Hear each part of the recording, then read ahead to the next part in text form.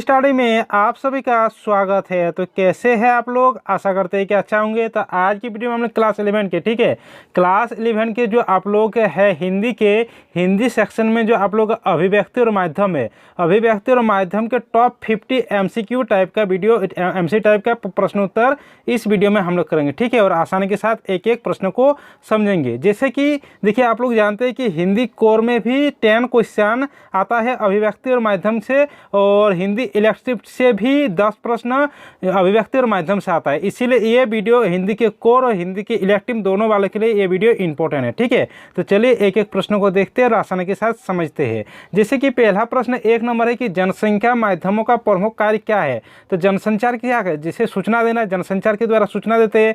एक जगह के संदेश को दूसरे जगह पर भेजते हैं, यानी सूचना देना। जनसंचार के द्वारा शिक्षित भी करना, यानी शिक्षित भी आ जाएगा। रोजगार संबंधी जानकारी देना भी है, यानी इनमें से सभी हो जाएगा। यानी ऑप्शन नंबर 4 यहाँ पर सही उत्तर है, ठीक है। अगला प्रश्न 2 नंबर है। 2 नंबर प्रश्न है कि पत्रकारिता के विकास में कौन सा मूल भाव सक्रिय रहता है, ठीक है। तो पत्रकारिता के विकास में कौन सा भाव सक्रिय रहता है? तो पत्रकारिता हमेशा जिज्ञासा रहता है, ये मतलब जानने की इच्छा रखता है। तो पत्रकारिता में हमेशा सक्रिय रहता है जिज्ञासा, यानी ऑप्शन नंबर 2 यहाँ पर सही उत्तर हो जाएगा, ठीक है। अगला प्रश्न इसमें 3 नंबर है। 3 नंबर प्रश्न है कि विचारों के आदान प्रदान की सबसे प्राचीन शैली कौन सी है। तो विचारों के आदान प्रदान की सबसे प्राचीन शैली को कहा जाता है पत्राचार, यानी ऑप्शन नंबर 1 यहाँ पर सही उत्तर है। प्राचीन काल में विचारों का आदान प्रदान किसी एक जगह से दूसरे जगह पर कैसे भेजा जाता है? पत्राचार के द्वारा ही भेजा जाता था, ठीक है। अगला प्रश्न 4 नंबर है।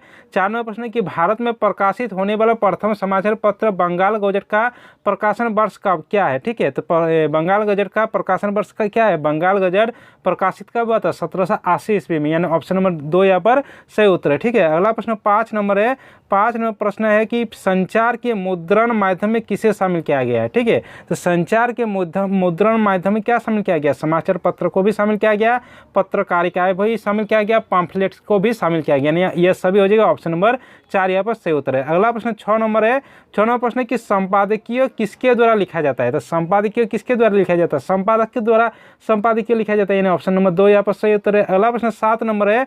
7 नंबर प्रश्न है कि फीचर में तथ्यों को प्रस्तुति के ढंग होता है। तो फीचर में तथ्यों की प्रस्तुति के ढंग कैसे होते हैं? तो फीचर में प्रस्तुति की ढंग होता है मनोरंजक, यानी ऑप्शन नंबर 3 यहाँ पर सही उत्तर है, ठीक है। अगला प्रश्न इसमें 8 नंबर है। 8 नंबर प्रश्न है कि औपचारिक पत्र में किन पत्रों को शामिल किया जाता है। तो औपचारिक पत्रों में संपादकीय के नाम पत्र को भी शामिल किया जाता है, शिकायती पत्र को भी शामिल किया जाता है, व्यावसायिक पत्र को भी शामिल किया जाता है, यानी ये सभी हो जाएगा, ठीक है। यानी ऑप्शन नंबर 4 यहाँ पर सही उत्तर है। अब अगला प्रश्न 9 नंबर देख लेते हैं। 9 नंबर प्रश्न है कि रिमाइंडर को हिंदी में क्या कहते हैं। जैसे रिमाइंडर क्या है? एक इंग्लिश नाम है। तो रिमाइंडर को हिंदी में क्या कहा जाता है? तो रिमाइंडर को हिंदी में कहा जाता है अनुस्मारक, यानी ऑप्शन नंबर 3 यहाँ पर सही उत्तर है। अगला प्रश्न 10 नंबर है कि नोटिस को हिंदी में क्या कहा जाता है। तो नोटिस को हिंदी में क्या कहा जाता है? सूचना कहा जाता है, यानी ऑप्शन नंबर 1 यहाँ पर सही उत्तर है। अगला प्रश्न देख लेते हैं 11 नंबर। 11 नंबर प्रश्न है कि भारत का पहला छापाखाना कब खोला गया था। तो भारत का पहला छापाखाना खोला गया था 1556 ईस्वी में, यानी ऑप्शन नंबर बी यहाँ पर सही उत्तर है। अगला प्रश्न 12 नंबर है कि वर्तमान में प्रकाशित होने वाला दैनिक समाचार पत्र का नाम क्या है। तो जो वर्तमान में प्रकाशित हो रहा है दैनिक समाचार पत्र, उसका नाम क्या है? उसका नाम क्या है? हिंदुस्तान में हो रहा है, यानी ऑप्शन हिंदुस्तान पत्र में हो रहा है, यानी ऑप्शन नंबर ए यहाँ पर सही उत्तर हो जाएगा। अगला प्रश्न 13 नंबर है। 13 नंबर प्रश्न यहाँ पर है कि निम्नों में से कौन एक समाचार चैनल है, ठीक है। निम्नों में से एक कौन समाचार चैनल? तो आज तक है, जैसे आप लोग न्यूज़ देखते हैं, आज तक का एक न्यूज़ चैनल आता है। तो आज तक क्या एक समाचार चैनल है, यानी ऑप्शन नंबर ए यहाँ पर सही उत्तर है। GTV, MTV ये सब क्या है? सीरियल्स, फिल्म ये सब आता है, लेकिन समाचार चैनल क्या है? आज तक है, ठीक है। अब अगला प्रश्न देख लेते हैं। 14 नंबर है कि निम्नलिखित में से कौन अखबार नहीं है, ठीक है। निम्नलिखित में से कौन अखबार नहीं है। तो देख लेते हैं। प्रभात खबर का अखबार आता है। हिंदुस्तान ये भी आता है। दैनिक जागरण ये भी आता है, लेकिन चंपक नाम का कोई भी अखबार नहीं होता, यानी ऑप्शन नंबर डी यहाँ पर सही उत्तर हो जाएगा। अगला प्रश्न 15 नंबर देख लेते हैं। 15 नंबर प्रश्न है कि रिपोर्टर को हिंदी में क्या कहते हैं। तो रिपोर्टर को हिंदी में क्या कहा जाता है? संवाददाता कहा जाता है। क्या कहा जाता है? संवाददाता, यानी ऑप्शन नंबर ए यहाँ पर सही उत्तर है। अगला प्रश्न 16 नंबर है। 16 नंबर प्रश्न है कि संचार प्रक्रिया की शुरुआत कहाँ से होती है? तो संचार प्रक्रिया की शुरुआत कहाँ से होती है? स्रोत या संचारक के द्वारा, यानी ऑप्शन नंबर ए यहाँ पर सही उत्तर है। अगला प्रश्न 17 नंबर देख लेते हैं। 17 नंबर प्रश्न कि संपादक के नाम पत्र स्तंभ प्राय समाचार पत्र के किस पृष्ठ पर प्रकाशित होता है? तो किस पृष्ठ पर प्रकाशित होता है? संपादकीय पृष्ठ पर, यानी ऑप्शन नंबर सी यहाँ पर सही उत्तर है। ठीक है, अब अगला प्रश्न 18 नंबर देख लेते हैं। 18 नंबर प्रश्न कि इनमें से कौन रिपोर्ट लेखन की विशेषता नहीं है? तो रिपोर्ट लेखन की विशेषता कौन नहीं है? तो निष्पक्षता ये विशेषता है, लेकिन अपूर्णता ये विशेषता नहीं है, यानी ऑप्शन नंबर ए बी यहाँ पर सही उत्तर हो जाए। ठीक है, अगला प्रश्न देख लेते 19 नंबर प्रश्न है कि किसी एक विषय पर विचार प्रधान एवं गद्य प्रधान अभिव्यक्ति को क्या कहा जाता है? तो किसी एक विषय पर विचार प्रधान एवं गद्य प्रधान की अभिव्यक्ति को कहा जाता है आलेख कहा जाता है, यानी ऑप्शन नंबर डी यहाँ पर सही उत्तर है। अगला प्रश्न 20 नंबर है।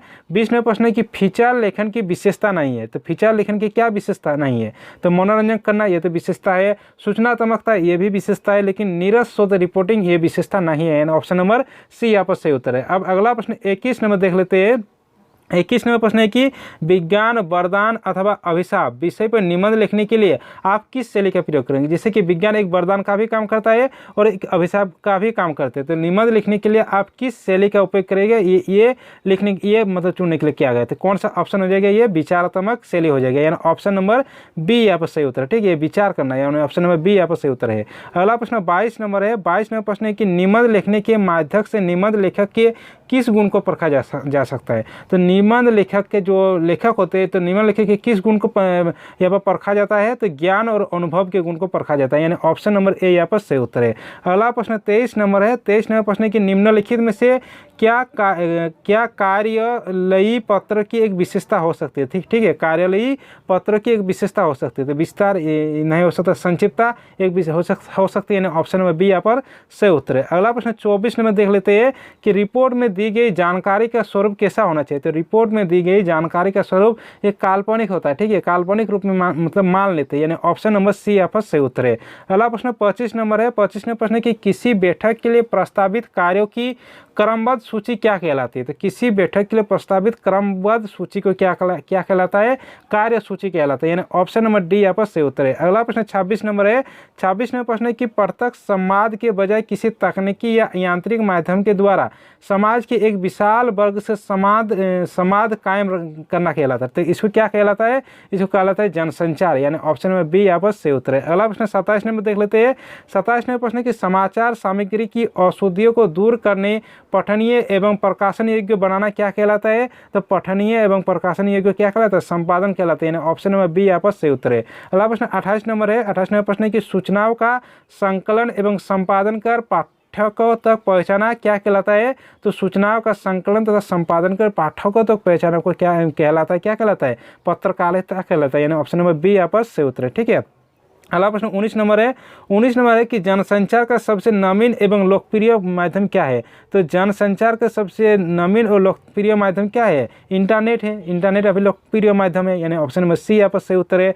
अगला प्रश्न 30 नंबर है। 30 नंबर प्रश्न है कि समाचार पत्र किस शैली में लिखी जाती है? तो समाचार पत्र उल्टा पिरामिड शैली में लिखी जाती है, यानी ऑप्शन नंबर ए यहाँ पर सही उत्तर है। अब अगला प्रश्न 31 नंबर देख लेते हैं।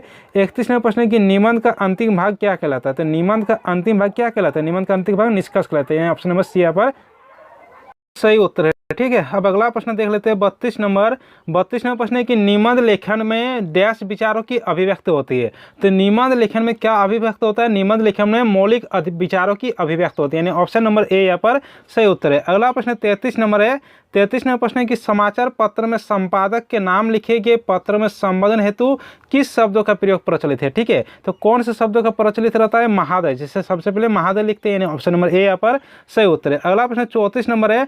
34 नंबर प्रश्न है कि जनसंचार माध्यमों का प्रमुख कार्य क्या है? तो जनसंचार माध्यमों का प्रमुख कार्य क्या है? सूचना देना और शिक्षित करना, यानी ऑप्शन नंबर ए यहाँ पर सही उत्तर हो जाएगा। अगला प्रश्न नंबर 35 है, यानी 35 नंबर है कि रिपोर्ट में दी गई जानकारी का स्वरूप होना चाहिए। तो रिपोर्ट में दी गई जानकारी का स्वरूप क्या किस तरह का होना चाहिए? मिठिया होना चाहिए, यानी ऑप्शन नंबर ए यहाँ पर सही उत्तर है। अगला प्रश्न यहाँ पर 36 नंबर है। 36 नंबर प्रश्न है कि पीटीआई क्या है? तो पीटीआई क्या है? पीटीआई एक समाचार एजेंसी है, यानी ऑप्शन नंबर ए यहाँ पर सही उत्तर है। अगला प्रश्न 37 नंबर है। 37 नंबर प्रश्न है कि पत्रकारिता के विकास में कौन सा मूलभाव सक्रिय रहता है? तो पत्रकारिता के विकास में मूलभाव सक्रिय रहता है जिज्ञासा, यानी ऑप्शन नंबर बी यहाँ पर सही उत्तर है। अगला प्रश्न 38 नंबर है। 38 नंबर प्रश्न है कि सिनेमा और रंगमंच की तरह रेडियो, श्रव्य एवं दृश्य माध्यम नहीं बल्कि डैश है। तो क्या है? रेडियो, सिनेमा और रंगमंच की तरह रेडियो, श्रव्य, दृश्य श्रव्य में क्या है? दृश्य, ये सब क्या है? यहाँ पर क्या है? एक श्रव्य माध्यम है, ठीक है, यानी ऑप्शन नंबर ए यहाँ पर सही उत्तर है। अगला प्रश्न यहाँ पर 39 नंबर देख लेते हैं। 39 नंबर प्रश्न है कि साप्ताहिक पत्रिका सप्ताह में कितनी बार प्रकाशित होती है? तो साप्ताहिक पत्रिका सप्ताह में कितनी बार प्रकाशित होती है? एक ही बार प्रकाशित होती है, सप्ताह, यानी सप्ताह में एक बार प्रकाशित हो जाता है, यानी ऑप्शन नंबर सी यहाँ पर सही उत्तर है। अगला प्रश्न 40 नंबर है। 40 नंबर प्रश्न है कि स्टिंग ऑपरेशन किस पत्रकारिता का एक रूप है? तो स्टिंग ऑपरेशन खोजपरक पत्रकारिता का एक रूप है, ठीक है, खोजपरक पत्रकारिता, यानी ऑप्शन नंबर ए यहाँ पर सही उत्तर है। अगला प्रश्न 41 नंबर है। 41 नंबर प्रश्न है कि प्रत्यक्ष संवाद के बजाय किस तकनीक या यांत्रिक के माध्यम के द्वारा समाज के एक विशाल वर्ग में संवाद कायम करना चाहिए, ठीक है, संवाद कायम करना क्या कहलाता है? जनसंचार कहलाता है, यानी ऑप्शन नंबर बी यहाँ पर सही उत्तर है। अगला प्रश्न 42 नंबर है। 42 में प्रश्न है कि विचारों के आदान प्रदान की इनमें से सबसे प्राचीन शैली कौन सी है? तो विचारों के आदान प्रदान की सबसे प्राचीन शैली की कौन सी इनमें से? पत्रचार है, यानी ऑप्शन नंबर डी यहाँ पर सही उत्तर है। अगला प्रश्न यहाँ पर 43 नंबर के निम्नों में से पत्रचार का कौन सा प्रकार है? तो पत्रचार कौन सा प्रकार है? यहाँ पर देखिए, पारिवारिक भी पत्रचार होता है, सरकार भी होता है, व्यावसायिक होता है, यानी ये सभी हो जाएगा, ऑप्शन नंबर डी यहाँ पर सही उत्तर है। अगला प्रश्न यहाँ पर 44 है। 44 की कामकाजी हिंदी का अन्य प्रचलित नाम क्या है? तो कामकाजी हिंदी का प्रचलित नाम क्या है? तो कामकाजी हिंदी का प्रचलित नाम व्यावहारिक हिंदी भी होता है, और प्रयोजन मूल्य हिंदी भी होता है, और कार्यालय हिंदी भी होता है, यानी ये सभी ऑप्शन नंबर डी यहाँ पर सही उत्तर हो जाएगा, ठीक है। अगला प्रश्न यहाँ पर 45 है कि आवेदन पत्रों को अन्य किस नाम से जाना जाता है? तो आवेदन पत्र को आधिकारिक पत्रों के नाम से भी जाना जाता है, यानी ऑप्शन नंबर सी यहाँ पर सही उत्तर है। अगला प्रश्न 46 नंबर की मंत्री, प्रधानमंत्री या राष्ट्रपति द्वारा लिखी गई टिप्पणी को क्या कहते हैं? तो मंत्री, प्रधानमंत्री, राष्ट्रपति द्वारा लिखी गई टिप्पणी को क्या कहा जाता है? यहाँ पर टिप्पणी को क्या कहा जाता है? यहाँ पर मिनट कहा जाता है, यानी ऑप्शन नंबर ए यहाँ पर सही उत्तर है, ठीक है। देख लेते हैं 47 नंबर है कि सरकारी अधिकारों के मध्य सरकारी कामों से व्यक्तिगत शैली में लिखे जाने वाले पत्रों की क्या कहलाते हैं? तो लिखे जाने वाले पत्रों की क्या कहलाता है? यहाँ पर अर्ध शासकीय पत्र कहा जाता है, ठीक है, ऑप्शन नंबर बी यहाँ पर सही उत्तर है। अगला प्रश्न 48 है। 48 की शासकीय पत्र में निम्न से क्या अनावश्यक है? ठीक है, यहाँ पर अनावश्यक है, तो क्रमबद्धता ये आवश्यक है, संक्षिप्तता ये भी आवश्यक है, लेकिन व्यक्तिगत शैली ये आवश्यक नहीं है, यानी अनावश्यक ये हो जाएगी, यानी ऑप्शन नंबर सी यहाँ पर सही उत्तर है। अगला प्रश्न 49 है। 49 है कि पत्र लेखन क्या है? तो पत्र लेखन क्या है? एक कला है, एक विधा भी है, विचारों के विनिमय का माध्यम भी है, यानी ये सभी ऑप्शन नंबर डी यहाँ पर सही उत्तर है, ठीक है। अगला प्रश्न यहाँ पर 50 यानी 50 नंबर है कि अपने सगे संबंधियों, मित्रों, रिश्तेदारों आदि को लिखे जाने वाले पत्रों को क्या कहलाते हैं? तो सगे संबंधों, पत्रों, मित्रों, रिश्तेदारों को लिखे जाने वाले पत्रों का क्या कहा जाता है? अनौपचारिक पत्र, यानी ऑप्शन नंबर बी यहाँ पर सही उत्तर है, ठीक है। और अधिकारियों यानी स्कूल में छुट्टी लेने के लिए या ऑफिशियल लेटर को कहा जाता है औपचारिक पत्र, ठीक है। और मित्रों और रिश्तेदारों को लिखने वाले पत्र क्या कहा जाता है? अनौपचारिक पत्र। तो ये रहा आप लोगों का हिंदी का टॉप 50 MCQ टाइप का प्रश्न उत्तर, ठीक है। तो चलिए सभी दोस्तों के साथ इस वीडियो को शेयर कर दीजिए, वीडियो को लाइक कर दीजिए, और चैनल में कोई नए हैं तो चैनल को सब्सक्राइब कर दीजिए, साथ में बेल आइकन को प्रेस कर दीजिए। चलिए मिलते हैं अगले वीडियो के साथ।